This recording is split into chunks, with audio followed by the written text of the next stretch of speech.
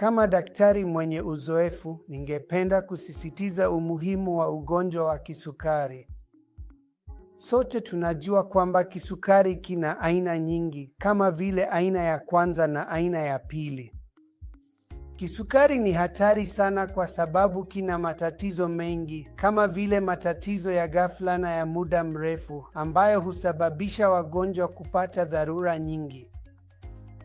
Wanaishia kwa madaktari wa moyo, madaktari wa figo, madaktari wa neva na hata madaktari wa upasuaji wa mishipa pale ambapo kisukari chao hakijadhibitiwa vizuri.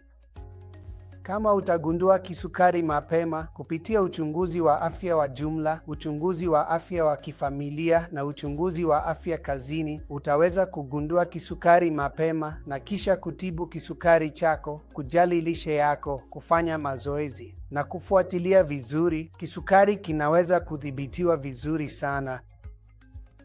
Na kulazwa mara kwa mara hospitalini pamoja na dharura nyingi na ziara kwa madaktari bingwa kama wa moyo, figo na neva kunaweza kupunguzwa sana kwa kudhibiti vizuri kisukari au kiwango cha sukari mwilini. Kwa hiyo ningependa kuwaambia wananchi kwamba ugonjwa huu uko chini ya udhibiti wetu kabisa. Tukidhibiti kisukari kwa lishe bora, mazoezi na ufuatiliaji mzuri, kisukari kitaweza kutulia kama mnyama wa kufugwa nyumbani. Ukishindwa kudhibiti kisukari, kinakuwa kama mnyama mwitu.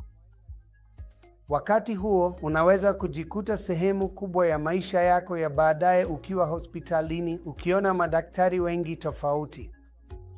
India ni mji mkuu wa kisukari duniani kote, kwa hiyo hatupaswi kujivunia jambo hili.